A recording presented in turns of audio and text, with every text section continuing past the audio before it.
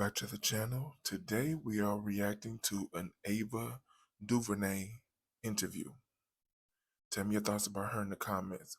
But before we get the video started, I want you to consider visiting my second YouTube channel. The link will be in the description box below. It's titled See My Power.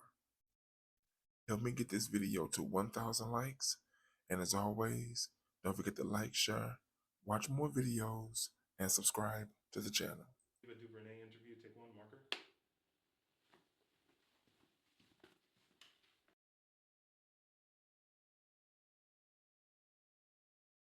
For me, they're just different tools that allow me to achieve the same end, which is tell the story. And a story, knows what it wants to be.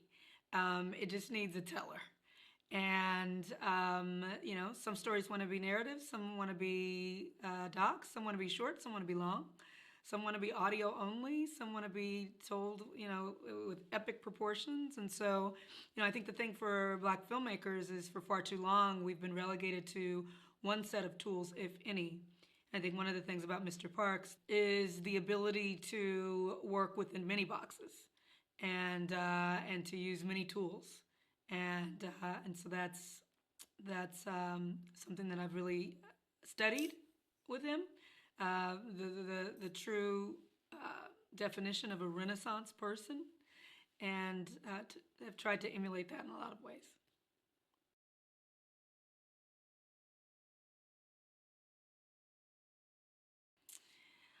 I was a publicist for Mr. Parks's documentary Half Past Autumn. That's when I had the occasion to actually meet him and spend time with him. But before then, just as a fan of the photographs, I can remember looking at the photos since high school.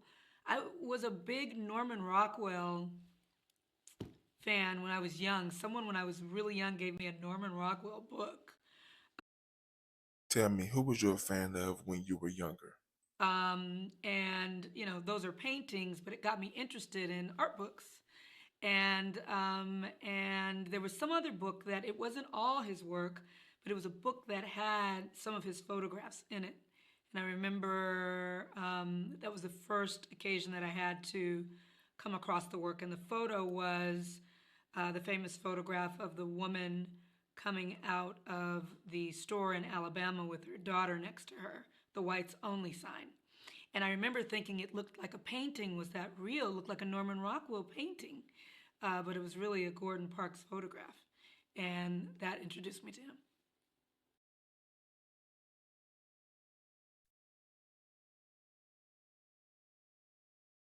Well, I mean, the black and white, his black and white work is sublime and in many ways ethereal and dreamy in a way. But his work in color is some of my favorite. His series, I think it's the Shady Grove, Kansas series. It's so hard to say, but one of my favorite photos of him in it is a lesser known series of work, but it was in color. And, it's soft. It has a focus, but the edges fall off into something really soft and gentle. So some of my favorite work of his is in color. The Fort Scott, Kansas series is exceptional to me and has some of my favorite photos of his. Lesser known photos, but those are in color. Many of them are in color anyway. And it's just beautiful. I remember looking at those photos, and I look at them often. They inform, even choices that I make in cinematography for my films. And I wish that I was with him that day, or whatever the days were that he was there going through those places. And there's something about the color that feels very painterly in a way that's different from the black and white. I mean, some of those images look as if they could be painted because he's using lenses that have a very soft focus, and the edges fall off into something that's very, like I said, painterly and gentle, fuzzy in a way, something that creates a distance between you and the subjects and yet has an intimacy too. So anyway, I love that series so much. There's one particular photo in it that I love a lot, but I think there's a power to the color work that doesn't get mentioned as often.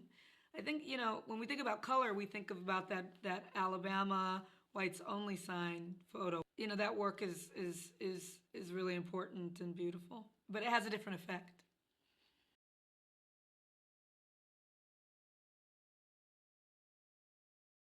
I think that he didn't bring an elegance to Black life. He captured the elegance of Black life. He didn't create it.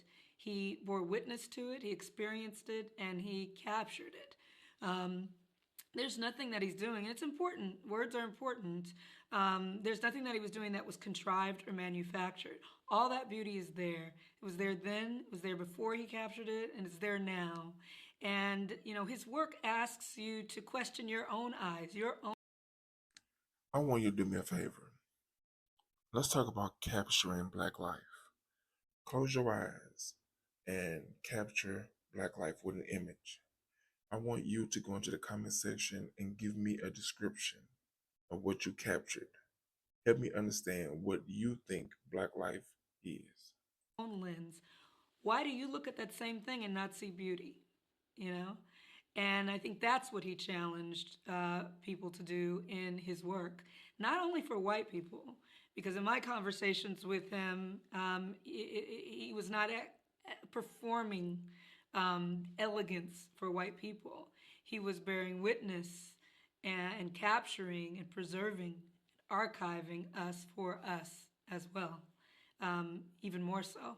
And I think at a time and in a society where Black people are told far too often that we're criminals, that we're ugly, that we're less worthy to have the spotlight on us for any reason, that if we do have the spotlight on us, it will be for something negative, that he put a lens and a light on us for ourselves and allowed us to see the elegance of the lives that we live in the places where we are.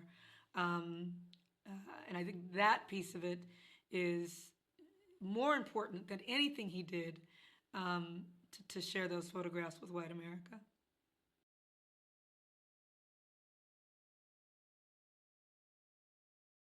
I mean, I think what he was doing out in the field, out in the world, trying to create connections with people so that he can capture them at their most relaxed or organic, is a completely different animal than, you know, what I would do to create connection with someone that I was interviewing. If not through art, what would be the best way that you would think of to create connection? So I wouldn't even try to make a comparison there, but certainly you're wanting to be of like mind when you're talking with folks, if not politically and culturally, in a space of shared time, you know, in a space of understanding, in a space of safety. And I think, you know, certainly when you look at his photos, you see that people felt safe, they felt comfortable to be observed by him. A lot of times it feels as if, you know, they're in conversation with him. And I've always think the best conversations happen in silence. I'm going to help you create connection with Ava DuVernay. I have 2 other videos giving you a better understanding of her, and I would tag both of those videos to this video. And, you know, when you're comfortable enough to just be yourself with someone and not say anything, and that's all through his photos, you know, folks that are being themselves within his, being themselves with him present. That's really, really difficult to do and difficult to conjure as an artist with other people. You know, we think of photography, I think, is like a solitary art practice. It's the photographer and their camera, but really, you know, they're in relationship with their subject, you know, and, you know, when I look at his work, I think, God, how did he get that? Like, how did he get them to do that, or how did he get them to relax that much, or did they even know that the camera was on them? Just because of the ease and the intimacy that comes through in so much of his work. Yes, you're trying to achieve the same ends of intimacy, of a connection, of an understanding of the material and each other, but it's a much longer process than I would imagine he was going through. So, but yes, you certainly try to create connections so that you can. I have a deep connection when it comes to photographers. If many of you all um, from watch from previous videos, you'll know that my wife is a professional traveling photographer. I will make sure I will leave her link to her YouTube channel in the description box below. Get to those true places.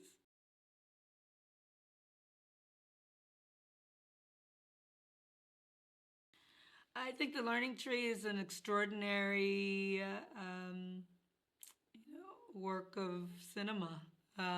It is not mentioned hardly enough among the great films. Um, the cinematography, the narrative propulsion, you know, from costume to music, everything he had his hand in. The script is itself adapted from his own work. I mean, it's masterful, and yet not widely known, even beyond the realm of black filmmakers. My white male contemporaries don't know that film, and then I'm required to know all the films of their heroes and expected to know that. And if I don't know that, then I must not be fully steeped in American cinema, which is bullshit. And so, if I'm having a conversation with someone and they can't talk to me about the Learning Tree, then it's going to be a short conversation, because um, it is an essential film, certainly in the understanding of the black cinematic canon, but it should be a part of the conversation and deserves to be a part of the conversation as we talk about the American cinematic canon. I know that he had multiple roles. I also know that he demanded that black crew members be around him, and that he really lifted as he climbed. I know that he had to fight hard to get that movie made, that he had experienced a lot of rejection around it, that folks had the audacity not to believe that he could tell his own story, and that he could, that a black person could direct a film. That story makes me angry when I think about all of the obstacles and the doors that were closed to get that done. And that, it really came down to one man. I think his name was Hyman, was the guy's name. But yeah, that he was not only able to direct the film, but to, play direct parts in a lot of the other art practice and disciplines that went into making the film. And when you think about what was going on in the country at that time, and and the fact that, really the country was, at war in many ways with itself and elsewhere. And then you had this, black man, you know, leading the charge, and pioneering this space that was unwelcoming. And, he came in and did his thing and he excelled. The sad thing about it is, the short memory that we have. And so I'm happy that we're having the occasion to talk about him now.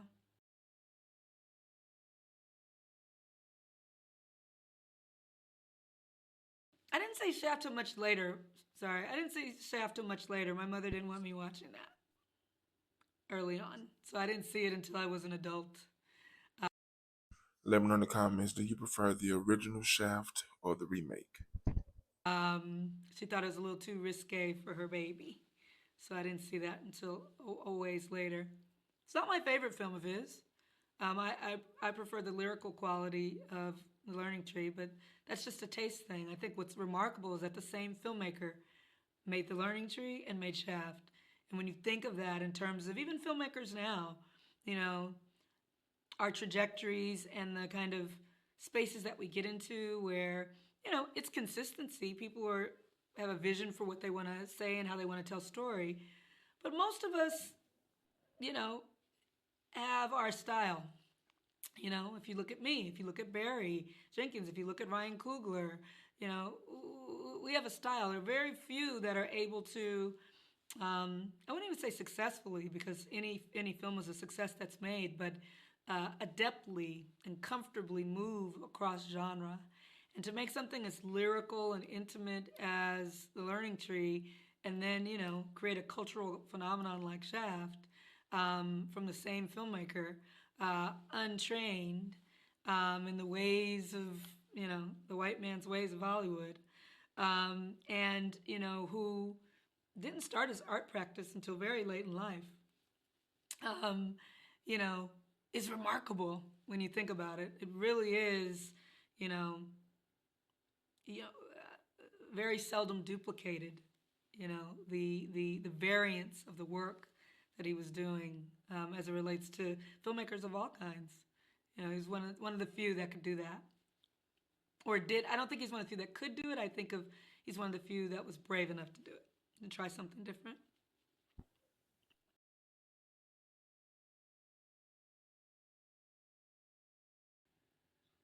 Yeah, I mean, of course, Hollywood has changed from the late 60s when he started making films. Has it changed in terms of there being a lack of consistent interest in our work so that no black filmmaker experiences their phone stop ringing? No. But I think, it's changed because he changed it. It's changed because, he opened the door and kept it open for so many people who came after him, and really innovated within the space.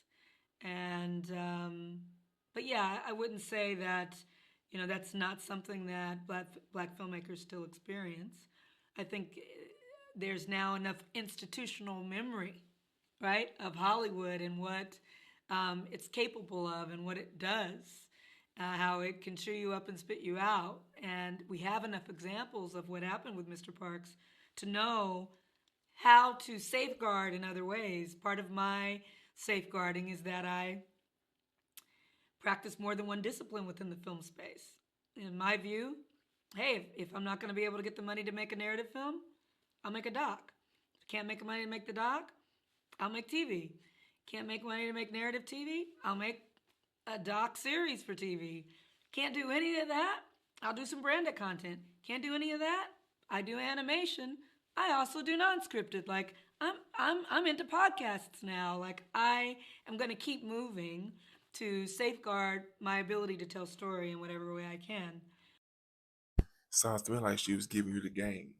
So if this is a field that you want to get into, I hope you wrote every single thing down and take notes. Learn how to do it all.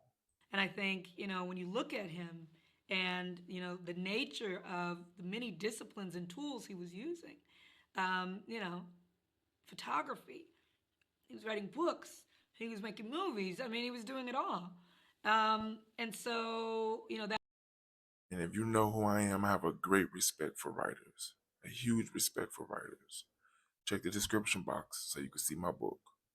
That was really that, which that's really formative, to look at the multiple disciplines that he was working in, with film just being one of them.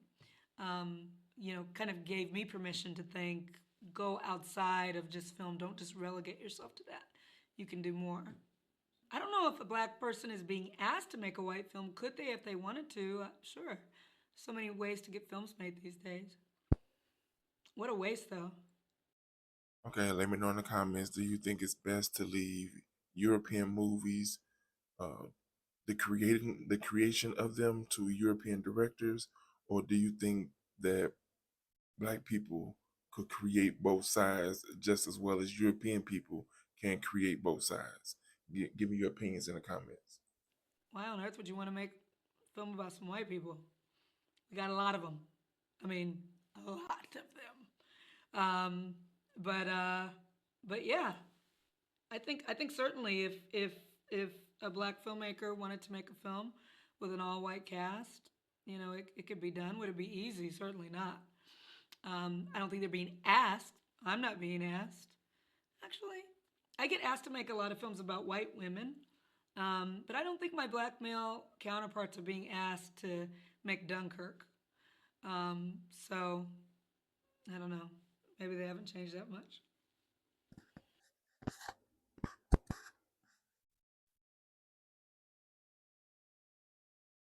Oh, I wasn't aware that he was having a moment. I've never experienced a moment that he's not of the moment. I mean, it feels like his work is so present always. I mean, in any black space, with any black artist that you're talking to.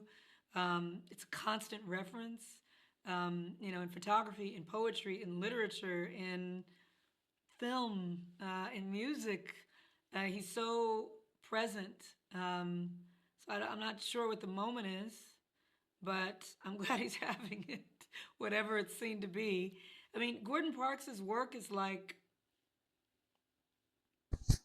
every day. It's like a part of black culture in a way that whatever moment is being said that he's having outside of the black community, because he is that work is part of the heartbeat of the black community. And so um, whatever that outside gaze is that's making that moment happen, great. But his work, I think, is so always present because it's always relevant, because the poverty, the oppression, side by side with the glory, the majesty, the joy, is how I define the black community. No matter what is thrown at us, we thrive and shine amongst ourselves.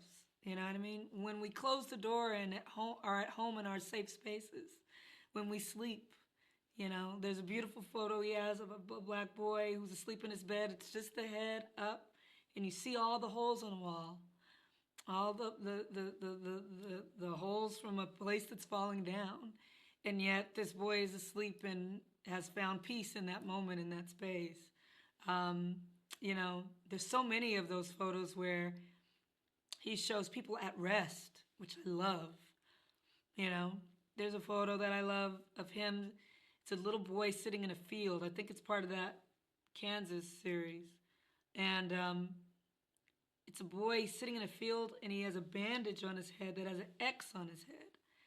That's like a target in some ways. It's an X in tape, like it's a wound or something. This head wound that's been taped with an X that looks like a target. And he's sitting in the tall grass at rest, just, enjoying the day. And you just see the back of his head. It's like, wow, that image just says so much. And so the rest, the relaxation, the intimacy, those things that he was able to find juxtaposed against the oppression and the poverty, is why, he is so present, and why Gordon Parks having a moment, it doesn't make sense to me, because, he's a part of all of our moments.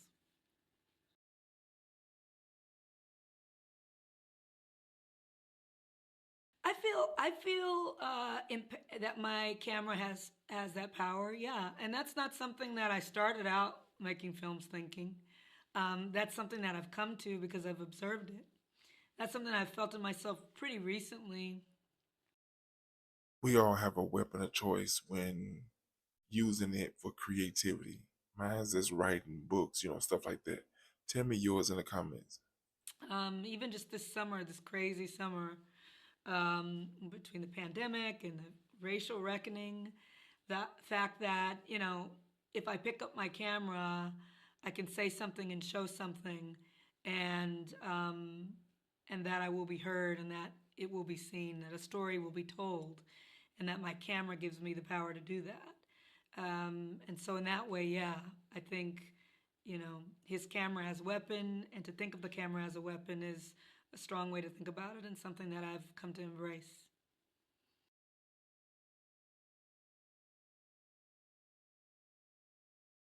So much of the celebrity stuff that he did with Malcolm X and the Panthers and Eartha Kitt. He has some great photos of her. I bet they had fun together because he was a flirt. Okay, I worked with him for a very short amount of time as the publicist for that one documentary, Half Past Autumn. But he was holding my hand through the whole time and talking to me through the whole thing, and he introduced me to someone. This is my girlfriend for the day. I was like, okay, this is before the Me Too movement. And hey, I loved being with him and sharing some time with him. And so I just imagine him and Eartha Kitt traipsing around. Oh my gosh, what was that like? So, but my favorite photos are not famous people. My favorite photos are either, just the everyday folk. One of my favorite photos of him is a photograph of a woman at her window with some flowers. She's arranging the flowers. She's putting the flowers together. She's watering the flowers, I think. And it's a profile shot, and it's her completely into working on these flowers, and the sunlight is coming in through the window, and it's black and white. And I just thought, what just what a beautiful moment of solitude and communion with something beautiful in a space that is probably not beautiful. Like it's clearly an apartment window, and yet these flowers have brought joy and beauty to her in this space. Um, I think that might be. I mean, it's so hard to say, but that one of my all-time favorites.